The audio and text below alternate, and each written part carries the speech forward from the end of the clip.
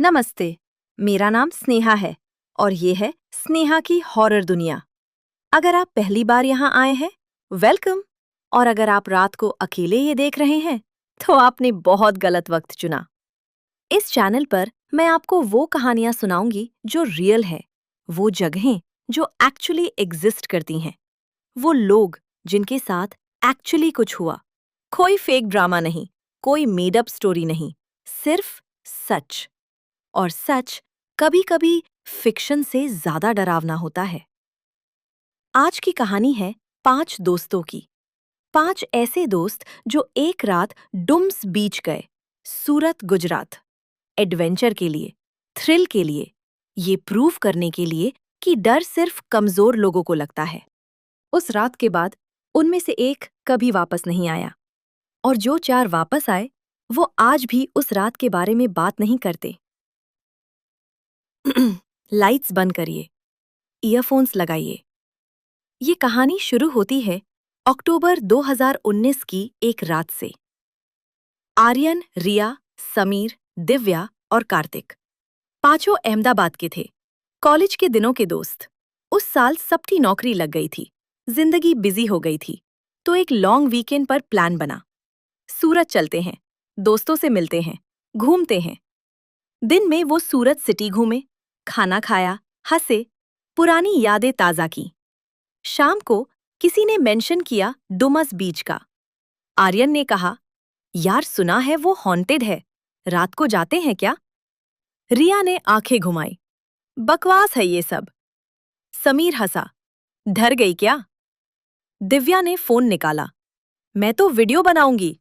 कार्तिक चुप रहा। कार्तिक ने एक बार कहा, यार लोकल लोग मना करते हैं रात को जाने से। आर्यन ने उसके कंधे पर हाथ रखा, अरे लोकल लोग टूरिस्ट को डराते हैं, चल। कार्तिक फिर चुप हो गया और पांचों चल दिए। रात के 11 बज रहे थे जब उनकी गाड़ी डुमस बीच की पार्किंग में रुकी। अंधेरा था, पूरा अंधेरा। दूर दूर तक कोई नहीं था, कोई दुकान नहीं, कोई रोशनी नहीं, सिर्फ समंदर की आवाज और हवा। रिया ने पहली बार कुछ महसूस किया। उसे बाद में याद रहा, गाड़ी से उतरते ही एक अजीब सी बेचैनी, जैसे कोई देख रहा हो। उसने सोचा, दिव्या का फोन ऑलरेडी रिकॉर्ड हो रहा था। वो हंस रही थी, कमेंट पढ़ रही थी। आर्यन टॉर्च जला चुका था। समीर रेत में पांव डुबो रहा था। कार्तिक पीछे पीछे चल रहा था। चुप। वो पांचों काफी अंदर तक चले गए, पार्किंग से करीब आधा किलोमीटर दूर, जहां समंदर की आवाज के अलावा कुछ नहीं था। तभी दिव्या रुकी।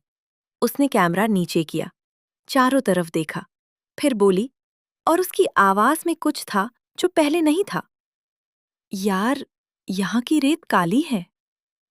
आर्यन ने टॉर्च नीचे किया। सच में रेत काली थी, गहरी, घनी, काली। समीर ने कहा, वॉल्केनिक सैंड होती है कुछ जगहों पर। लेकिन रिया कुछ और सोच रही थी। उसे वो बात याद आई जो उसने आफ्टरनून में कहीं पढ़ी थी, कि डुम्मस की रेत काली इसलिए है क्योंकि सदियों से यहाँ हिंदू शमशान घाट था। लाखों लोगों की राख इस मिट्टी में मिली है। उसने यह बात किसी को नहीं बताई। रात के 12 बज गए। पांचों अब समंदर के किनारे बैठे थे। लहरें उनके पांवों को छू रही थीं। ऊपर आसमान में बादल थे, चांद ढका हुआ था। बातें हो रही थीं, हंसी थी। दिव्या अभी भी फोन पर थी। तभी कार्तिक उठा, यार मैं थोड़ा पानी पीने जाता हूं, गाड़ी में बॉटल है। आर्यन ने कहा, अकेले मत जा। कार्तिक हंसा, यार गाड़ी वहीं है, 2 मिनट। और वो चला गया अंधेरे में। 10 मिनट बीत गए। आर्यन ने पीछे देखा, कार्तिक अभी तक नहीं आया। समीर ने फोन उठाया, कॉल किया, रिंग जाती रही, कोई जवाब नहीं। रिया को फिर वही बेचैनी हुई, लेकिन इस बार ज्यादा तेज।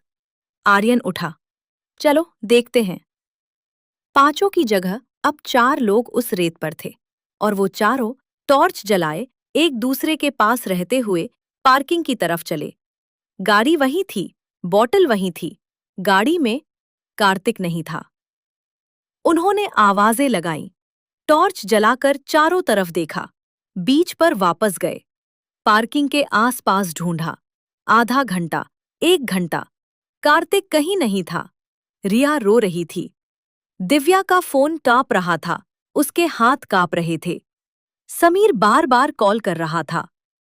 आर्यन की आंखों में वो एक्सप्रेशन था जो तब आता है जब कोई नहीं जानता क्या करे। उन्होंने पुलिस को कॉल किया। पुलिस आई, बीच स्कैन किया, रिकॉर्ड्स देखे। कोई सीसीटीवी नहीं था उस एरिया में, कोई गवाह नहीं था, कोई ट्रेस नहीं था। बस कार्तिक था और फिर नहीं था। लेकिन उस रात एक और चीज हुई जो चारों ने पुलिस को नहीं बताई।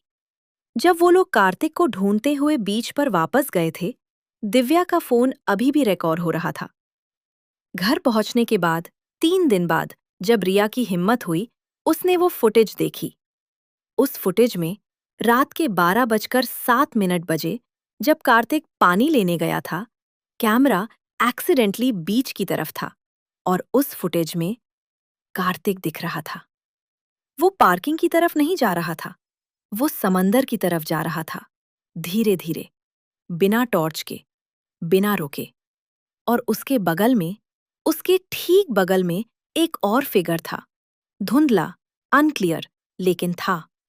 वो फिगर कार्तिक के कंधे पर हाथ रखे उसे समंदर की तरफ ले जा रहा था। और कार्तिक जा रहा था, जैसे उसे पता ही नहीं था, जैसे उसे कोई आवाज नहीं सुन रही थी, जैसे वो किसी और की दुनिया में था। फुटेज 12:09 पर खत्म होती है। उसके बाद कैमरा नीचे गिर गया था। कार्तिक समंदर में दिखना बंद हो गया। कार्तिक का केस आज भी ओपन है। Missing person, no evidence, no body. वो फुटेज रिया के पास है। उसने वो वीडियो किसी को नहीं दिखाई, पुलिस को नहीं, फैमिली को नहीं।